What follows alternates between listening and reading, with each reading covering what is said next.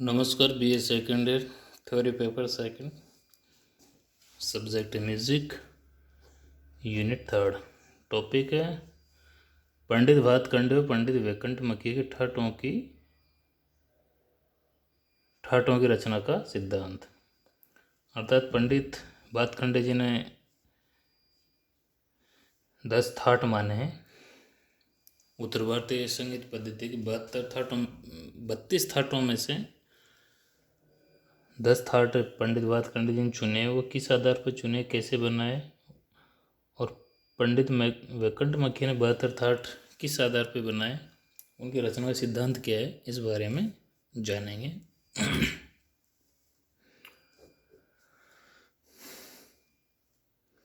तो सबसे पहले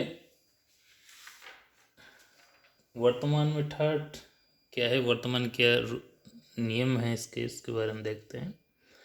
अभिनव राग मंजरी जो पंडित भातखंडे जी का रचित ग्रंथ है संस्कृत में, तो उसमें मेल स्वर समूह है स्याद राग व्यंजना शक्तिमान। अर्थात मेल स्वरों के उस समूह को कहते हैं जिससे राग उत्पन्न हो सके। नाद से स्वर, स्वरों से सप्तक और सप्तक से ठाट उत्पन्न होते हैं। एक सप्तक में शुद्ध और विकृत कोमल तीव्र बोल सकते हैं। मिलकर कुल 12 स्वर होते हैं। ये दक्षिण भारत उत्तर भारत में 12 स्वर माने हैं और 5 विकृत स्वर माने। शुद्ध स्वर 7, 5 विकृत माने। तो एक सप्तक में कुल 12 स्वर होते हैं और इन्हीं स्वरों की सहायता से ठाट तैयार किए जाते हैं और ठाट को ही संस्कृत में मेल कहते हैं। ठाट के विषय महत्वपूर्ण बातें, अर्थात ठाट में क्या क्या विशेषताएं होनी चाहिए उसके बारे में। तो सबसे पहले ठाट 12 स्वरों से तैयार किए जाते हैं, किंतु ठाट में 7 स्वर ही लिए जाते हैं। अर्थात कुल शुद्ध और विकृत स्वर 12 होते, उनमें से ठाट तैयार किए जाते हैं, लेकिन कुल स्वर ठाटों में 7 ही होते हैं। जो और 7 स्वरों का क्रम सारे गमा पधनी जैसे हम गाते हैं वैसे होना चाहिए। इसमें से कोई स्वर कोमल तीव्र हो सकता है, इनमें से कोई भी स्वर।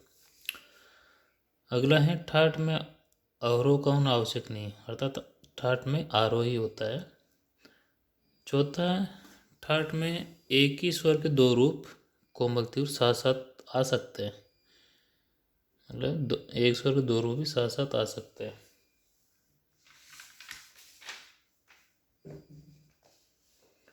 ठाट में रंजकता का होना आवश्यक नहीं है।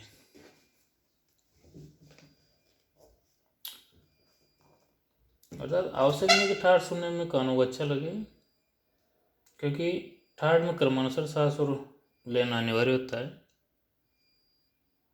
और कभी कभी एक स्वर के 2 स्वर भी हो सकता है। तो वो अगर 2 स्वर आ जाएंगे तो सुनने में अच्छा नहीं लगेगा। इसलिए ठाट का सुनना अच्छा भी हो सकता है और सुनने में अच्छा भी नहीं हो सकता है, क्योंकि जब एक स्वर के 2 रूप साथ साथ बजेंगे तो शायद वो कुछ अजीब लगे। इसलिए ठाट में रंजकता का होना आवश्यक नहीं है। ठाट को पहचानने के लिए उससे उत्पन्न हुए किसी राग का नाम दे दिया जाता है, अर्थात एक विशेष राग का नाम ठाट को दे दिया जाता है पहचानने के लिए। जैसे भैरव एक प्रसिद्ध राग है, इसलिए भैरव राग के स्वरों के अनुसार जो ठाट बना उस ठाट का नाम भैरव ठाट रख दिया गया। इसी प्रकार अन्य ठाटों के नाम रखे गए।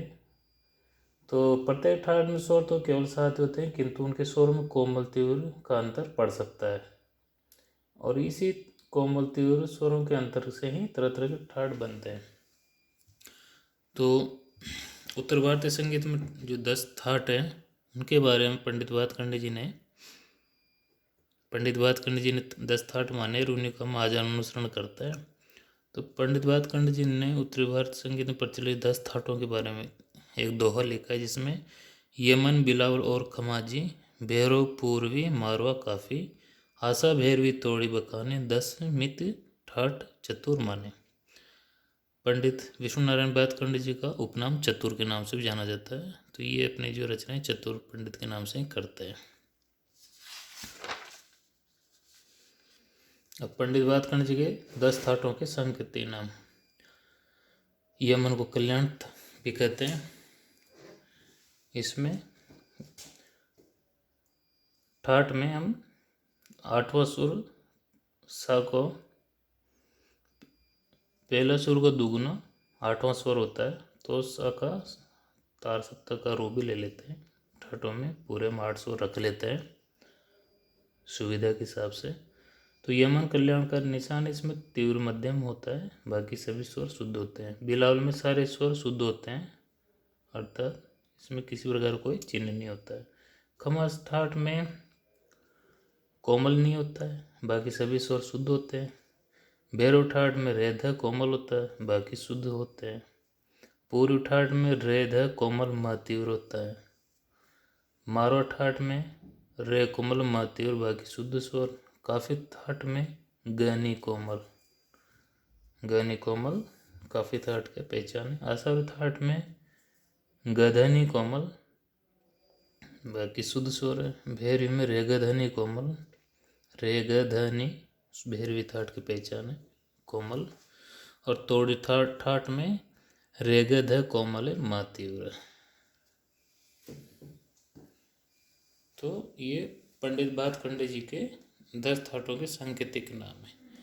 ये 10 थाट उन्होंने उत्तर भारतीय ठाट पद्धति में प्रचलित 32 थाटों में से चुने, और उनका चुनने का कोई विशेष आधार तो नहीं दिया, लेकिन ये जो चुने हैं तो उनका ये कहना है कि 10 थाटों के अंतर्गत हम उत्तर भारतीय संगीत में प्रचलित सभी रागों को गा बजा सकते हैं।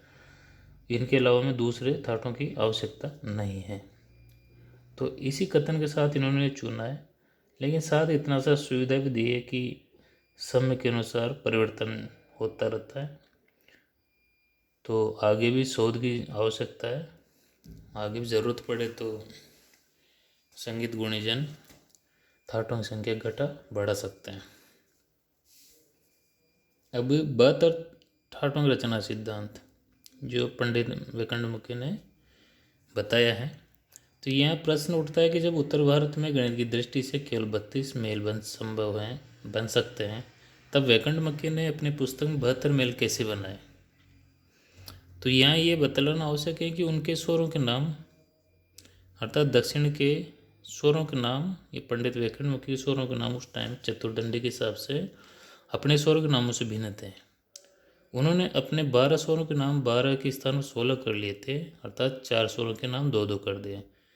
तो जो 4 स्वर थे रे, ग, ध और नी, इनके 2-2 नाम कर लिए थे। तो इस हिसाब से उन्होंने बनाए। अब तो हम आगे की वीडियो में दक्षिण भारतीय कर्नाटिक स्वर और उत्तर भारतीय हिंदुस्तानी संगीत पद्धति के स्वरों का बताएंगे। उन्होंने कैसे अपने स्वरों को 16 किए, 4 स्वरों के 2-2 नाम किए, और किस प्रकार उनके स्वरों के आधार पर 72 थाट बनाए, मेल बनाए, इसके बारे में चर्चा करेंगे। आज की इस वीडियो में इतना ही। धन्यवाद।